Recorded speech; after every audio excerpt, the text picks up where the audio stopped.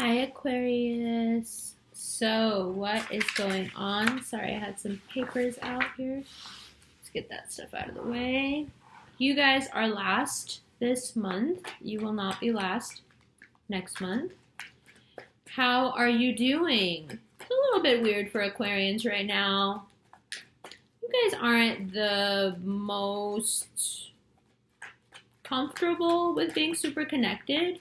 And you're just naturally going through a period where you are very connected and like having a lot more feelings, and that can be really scary. Like, no, I'm an air sign, I'm good being a little bit detached, that suits me just fine. And all of a sudden you feel like you have like all these plugs in you and all these people that like mean enough to you that like you feel like you can alter yourself for them, God forbid, or you can alter your plans for them, God forbid. Like you feel a sense of obligation and a sense of connection to people in a way that you haven't before. And whereas for some people that would be super easy and fun and they need it actually to survive, like the fire signs need to be that connected to people.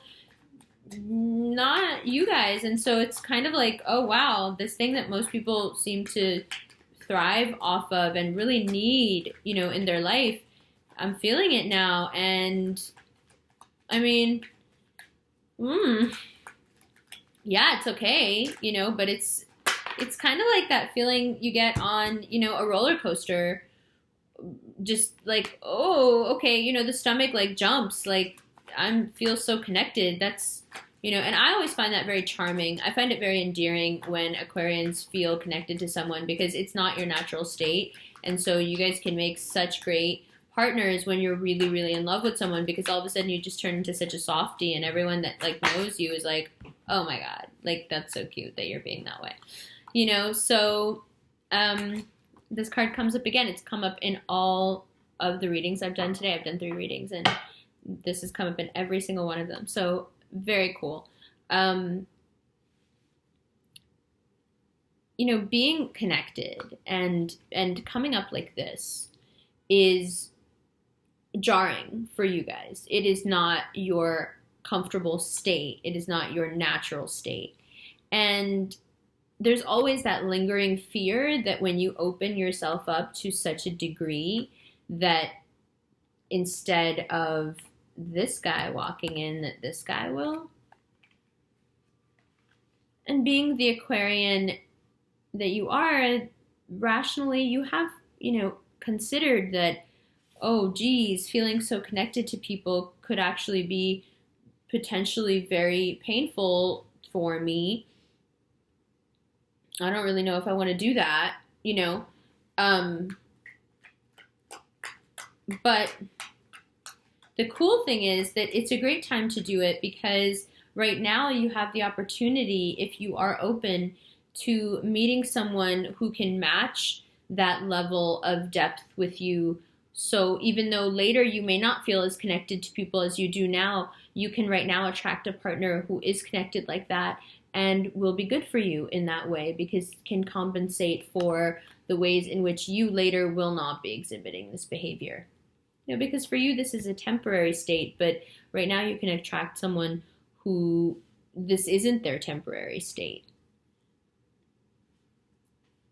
right? This isn't their temporary state. This is their normal state. This is how they are all the time. And so it's kind of cool because generally you wouldn't attract this energy into your life, but because you are going through this and feeling quite, connected to your abundance, but also connected to your feelings, and there's pain there from just whatever, you're human, you have pain. When you feel disconnected is when you attract this, incredible water energy because they're very connected.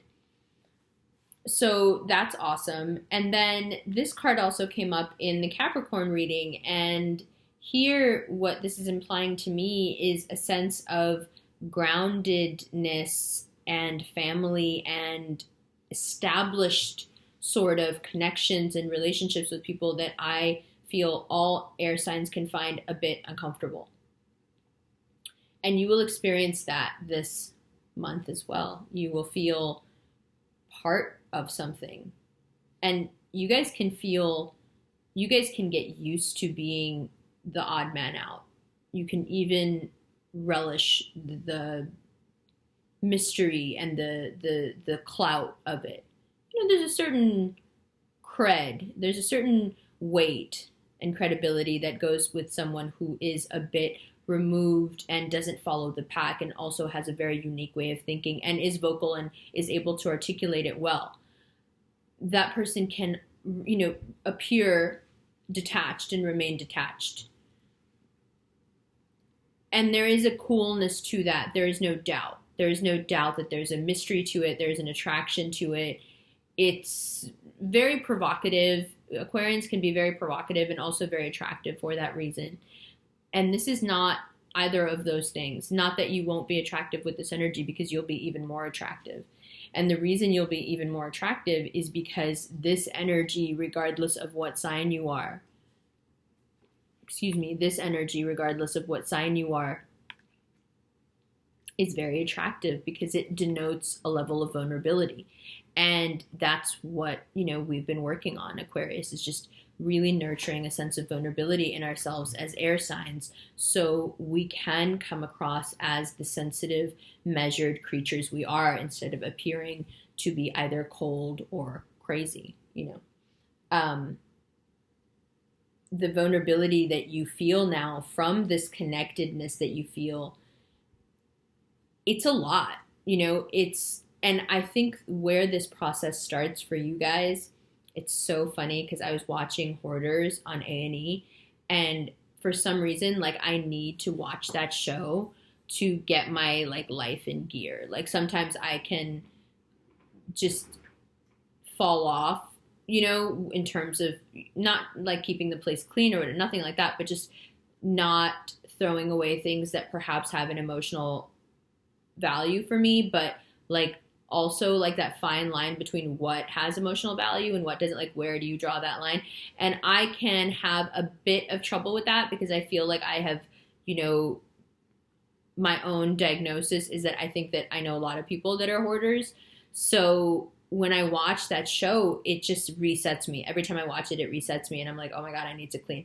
I need to throw things out. I need to donate things. I need to get rid of half the things. I just go into this, because what I see in that show is that behind every person who's hoarding and who's really, a danger to themselves at that point, right? The show doesn't come in until the person is at a point where their living situation has become dangerous physically to them, and health code violations and all that.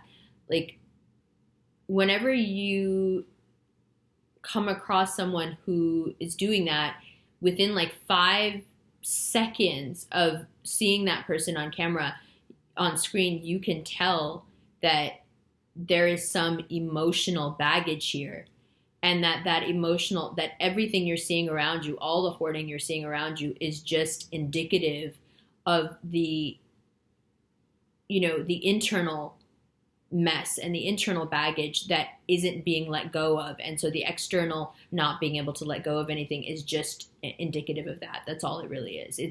It's to show you what's going on inside. And as I was watching it, I was like, oh my God, I'm totally going to talk to Aquarius about this, because no, you don't hold on to a lot, and no air sign does. But there are some things here. The things that you hold on to are the things where I think that your role in the situation is still not clearly defined for you. Does that make sense? This could apply to a past situation, and it can apply to a present situation. Any situation with any person that didn't go the way you thought it was going to go, and your role in it, you're still unclear, what it was that you did that caused that failure, right? That rationalizing that we do of what was my part in that? What did I not do right? You guys can hang on to that. You guys can, that is the way in which you hold on to things that are bad for you, okay? So this is a time where you get to look at things that perhaps really hurt your heart, and ways that you hurt your own heart, ways that you've facilitated your own pain, but the ways that others have hurt you as well. And you have an opportunity here to forgive. Would you rather fight? Would you rather come at people now that you feel a little better and say, you should have done this, or you should have done that, or I felt really connected to you, or I'm thinking about what happened between us and I don't really feel like I was the one who did anything. You could come at it from that point of view. But I think it would be much more productive and much more peaceful. And I think you'll set yourself up for a much more pleasant year, because this is the time of year we're at where you're putting down what you want the rest of the year to look like. I think it would be much easier to not be the Five of Wands and not be combative, and instead, because it makes sense that you'll try to be combative because you're not used to this level of connectedness and it makes you uncomfortable. And when Aquarians are uncomfortable, they can be really harsh and it can cause discord. Okay? Like there are certain signs that regardless of what is going on in their lives, they can retain an amicable exterior. Aquarians are not one of those signs. If you guys are bothered, it's really obvious that you're bothered. And especially your partners are dealt with very harshly when you're bothered. So what I see here for you is something so uncharacteristic. Like the people that you know well will be really kind of amazed at your emotional growth and your maturity, the emotional maturity that you're able to reach this month, where you genuinely take a look at yourself and say, how much of this that has happened in my life was because I wasn't connected? You see, because now that you feel the connection, now that you feel that emotional intelligence running in, you will kind of let that color what it looked like when you look back. You will let that new emotional intelligence and that new insight color all your past experiences and say, wow, I guess I had more of a role in that thing than I thought. And I guess I had more of a role in that thing than I thought. And I perhaps have not really been seeing myself clearly as I really am in these situations. And that's a trip. That's a lot to take in. You guys have the mental capacity to do the work well, but it's still not easy. The fact remains, though, that things have turned around for you. And let's take a look at these cards. This turnaround is pretty major. Wheel of Fortune and Ace of Cups together is pretty major. Queen of Cups is awesome. 10 of Pentacles is awesome. And then this Two of Wands, which for me is kind of the best card in this spread. I mean, obviously, aside from finding really great love, the Two of Wands for me is about really avoiding this that's just kind of lingering in the background, ready to, pop off. I think the Two of Wands directly speaks to how to avoid this. And that is really to be open. This is somebody who's open. He's open to traveling. He's open to thinking a different way. He's also open to using these two wands that he has in different ways. What does that mean? He's open to using the tools in his arsenal in whatever ways they need to be used, with a broad outlook on what needs to be done. And so everything he has takes on a new level of usability because he's looking at everything differently, right? He's looking at everything with this broad expanse in front of him, and it colors his use of everything in his life, knowing that he will be leaving, knowing that he will be going, knowing that, his mind is just stretched and expanded. This is what this card is symbolic of. And if you are able to harness this energy of taking a look out there into the world with a new set of eyes that come from being really connected in compassion and understanding to the people around you, if you were able to pull that off, Aquarius, your present or your payback is great. Your payback is somebody who not only digs you, but will preempt your needs and be consistently thinking about you and for you. And it is only when Aquarius is loved in that way, which is why I think the water sign card is perfect for you. It is only when Aquarius is loved in that way that they do truly bloom. You are the Scorpio of the air signs, I would say. You are the sign of the difficult person to love, the hard love. But the person that when you love them well and you really do melt that ice, then what you see underneath is just so attractive and so full of real potential. Someone you could have a really, really satisfying relationship with because they're smart and they're funny and they're dynamic and they're quick thinking and they're attractive and, they're fun, they're wild. All that is possible when we look at the world from a place of being connected to it and yet not being of it. There's a duality to this. There is a tightrope, Aquarius, that you must walk. Sure, it's great to feel connected, but we all know that water signs can be extremely overwhelmed by their sense of connection. So we don't want to go too far. Surprises can be really, in the I Ching it says that surprises, good or bad, can be very, very jarring. So we want to temper this new vision and this new possibility that's open to us, this new level of connection that opens up even more intelligence to us. We want to temper this with just a little time.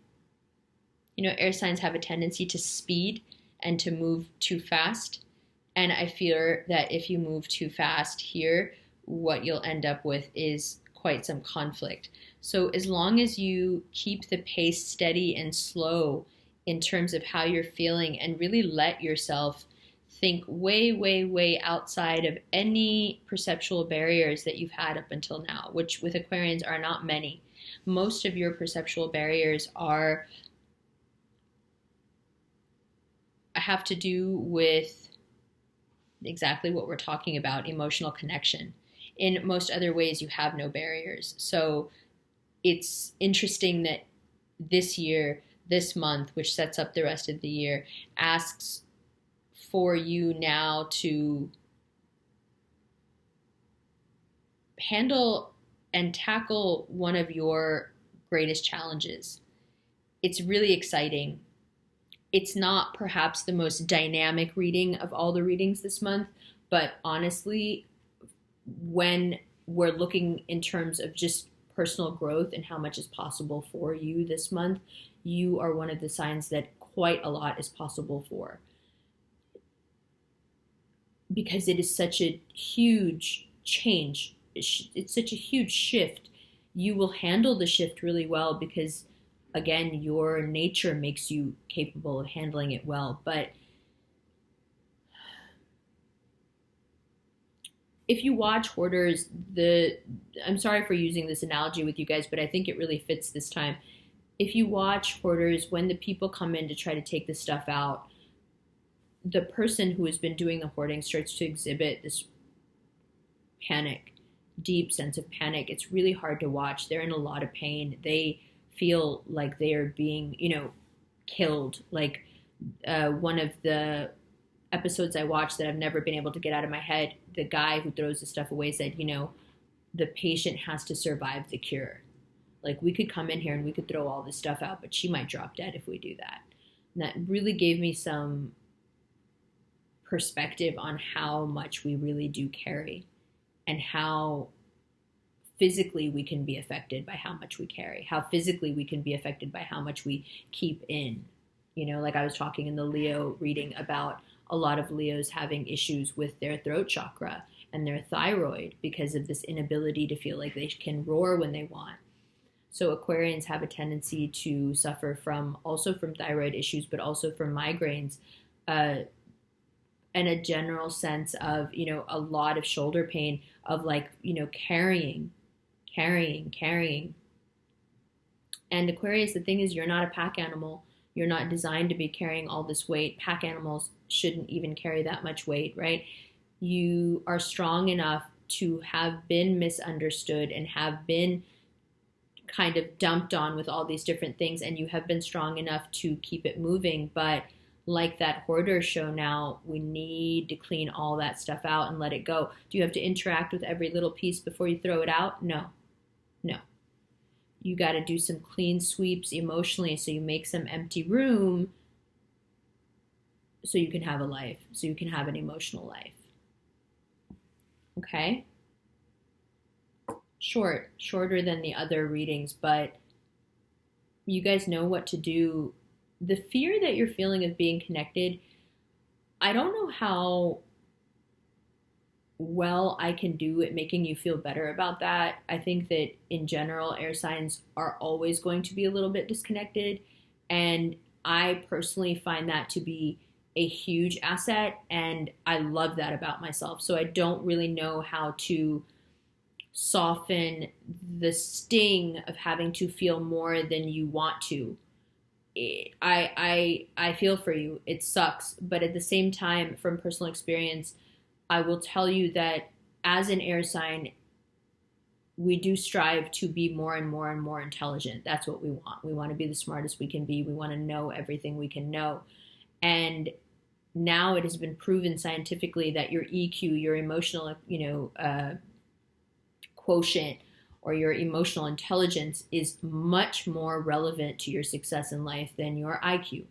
So we do have a bit of a learning curve here as air signs, that we, are so into being cerebral and so into being intelligent, so into tapping into knowledge, and then to find out that perhaps the largest source of knowledge is not really within our, is not really accessible to us.